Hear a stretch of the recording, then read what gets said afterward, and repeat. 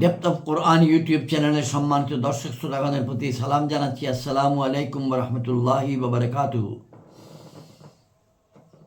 Depth of Quran YouTube চ্যানেলে আমরা পবিত্র কোরআন শরীফ থেকে তেলাওয়াত করি এবং বাংলায় অথবা আলাদা আলাদা পর্বে ইংরেজিতে তার অর্থ উপস্থাপন করি। সেই ধারাবাহিকতায় আজকে আমরা ইনশাআল্লাহ 149তম পর্ব উপস্থাপন করব। এই পর্বে পবিত্র কোরআনের সূরা মরিয়মের 81 নম্বর আয়াত থেকে 95 নম্বর আয়াত পর্যন্ত আমরা তেলাওয়াত করব এবং এর বাংলা অর্থ উপস্থাপন করব। আজকের তারিখ 25শে ডিসেম্বর 2025 খ্রিস্টাব্দ, 10ই পৌষ 1432 বাংলা সন বা বঙ্গাব্দ এবং 4ঠা রজব 1447 হিজরি। এই পর্বের পরে আর একটি মাত্র পর্ব ইনশাল্লাহ, সেই পর্বে সূরা মরিয়মের তেলাওয়াত এবং আলোচনা শেষ হবে। ওই পর্বে আমরা ইনশাল্লাহ সূরা মরিয়মের সারমর্ম পুনরায় রিভাইজ করব, রিক্যাপিচুলেট করব।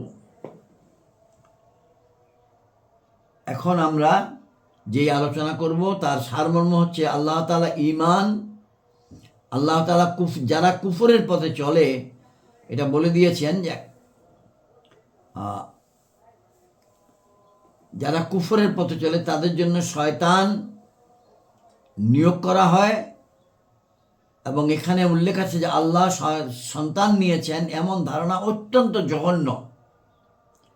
এর আগের পর্বে আমরা যদি খেয়াল করি, অর্থাৎ 148তম পর্ব, সেখানে আমরা তেলাওয়াত করেছি 66 থেকে 80 নম্বর আয়াত।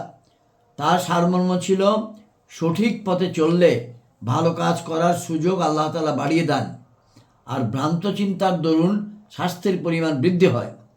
তারই ধারাবাহিকতায় এখন তেলাওয়াতের সারমর্ম হচ্ছে যারা কুফরের পথে চলে তাদের জন্য শয়তান নিয়োগ করা হয়।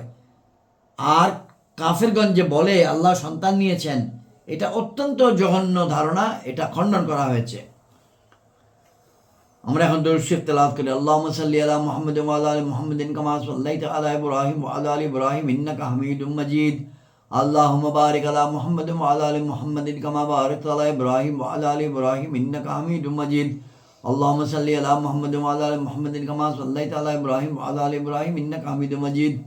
আল্লাহুম্মা বারিক আলা মুহাম্মাদিন ওয়া আলা আলি মুহাম্মাদিন কামা বারাকতা আলা ইব্রাহিম ওয়া আলা আলি ইব্রাহিম ইন্নাকা হামিদুম মাজিদ। আউযু বিল্লাহি মিনাশ শাইতানির রাজীম। বিসমিল্লাহির রহমানির রহিম। 81 নম্বর আয়াত থেকে তেলাওয়াত শুরু করছি। ওয়াত্তাখাযু মিন দুনিল্লাহি আলিহাতাল লিয়াকুনু লাহুম ইজজান কাল্লা সায়াকফুরুনা বিইবাদাতিহিম ওয়া ইয়াকুনুনা আলাইহিম বিদ্দা। আলম তারা আন্না আরসালনাশ শায়াতিনা আলাল কাফিরিনা তাউযুহুম আযজান ফালা তা'জাল আলাইহিম ইন্নামা না'উদ্দু লাহুম আদ্দা ইয়াওমা নাহশুরুল মুত্তাকিনা ইলার রহমানি ওয়াফদাও ওয়া নাসুকুল মুজরিমিনা ইলা জাহান্নামা ওয়িরদা لا يملكون الشفاعة إلا من اتخذ عند الرحمن عهدا وقالوا اتخذ الرحمن ولدا وقالوا اتخذ الرحمن ولدا وقالوا اتخذ الرحمن ولدا وقالوا اتخذ الرحمن ولدا لقد جئتم شيئا إدا تكاد السماوات يتفطرن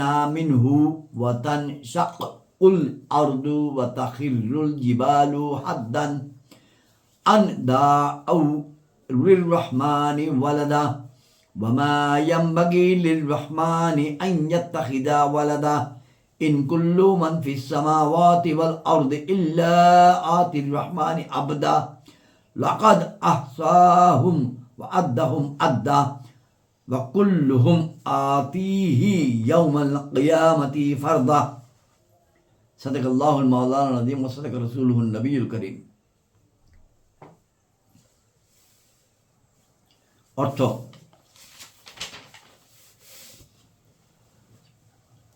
এবং আল্লাহ ব্যতীত অন্য খোদায় স্থির করে বসেছে যাতে সেগুলো তাদের শক্তি যোগায়। এর আগের পর্বের সর্বশেষ আয়াত ছিল আয়াত ৮০, যে আয়াতে বলা হয়েছে এবং যে বিষয়গুলো বলছে সেগুলোর আমি মালিক থাকবো এবং আমার নিকট একাই আসবে। এখন এর পরের আয়াত হচ্ছে ৮১, এবং আল্লাহ ব্যতীত অন্য খোদায় স্থির করে বসছে তারা যাতে সেগুলো তাদের শক্তি যোগায়। কখনো না, অবিলম্বে তারা ওদের বন্দেগীর কথা অস্বীকার করবে এবং তাদের বিরোধী হয়ে যাবে। আপনি কি প্রত্যক্ষ করেননি আমি কাফিরদের বিরুদ্ধে শয়তানদের প্রেরণ করেছি যে তারা তাদেরকে খুব প্রলুব্ধ করছে? সুতরাং আপনি তাদের বিষয়ে তাড়াতাড়ি করবেন না। আমি তো তাদের গণনা পূর্ণ করছি। যেদিন আমি খোদাভীরুদেরকে পরম করুণাময়ের প্রতি মেহমান বানিয়ে নিয়ে যাব এবং অপরাধীদেরকে জাহান্নামের দিকে খেদায়ে নিয়ে যাব তৃষ্ণাতুর অবস্থায়। আয়াত ৮৭, লোকেরা সুপারিশের মালিক নয়, কিন্তু ওই সব লোক যারা পরম দয়াময়ের নিকট অঙ্গীকার করে রেখেছে। এবং কাফিরগণ বলল, পরম দয়াময় সন্তান গ্রহণ করেছেন। নিঃসন্দেহে তোমরা চরম সীমার ভারী কথা নিয়ে এসেছ। এতে আসমান বিদীর্ণ হয়ে পড়ার উপক্রম হবে, পৃথিবী খণ্ড বিখণ্ড হয়ে যাবে, আর পাহাড় চূর্ণ বিচূর্ণ হয়ে আপতিত হবে। অর্থাৎ এত বড় একটা মিথ্যা কথা, জঘন্য অপবাদ যদি কেউ দিতে চায়, এই হতে পারে।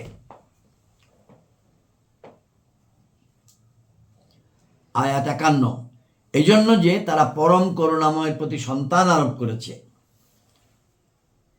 আয়াত ৯২, এবং পরম দয়াময়ের জন্য শোভা পায় না যে তিনি সন্তান গ্রহণ করবেন। আয়াত ৯৩, আসমানসমূহ ও জমিনের মধ্যে যত কিছু আছে সবই তার সামনে বান্দারূপে হাজির হবে। নিশ্চয়ই তিনি তাদের সংখ্যা জানেন এবং তাদেরকে এক একটি করে গণনা করে রেখেছেন।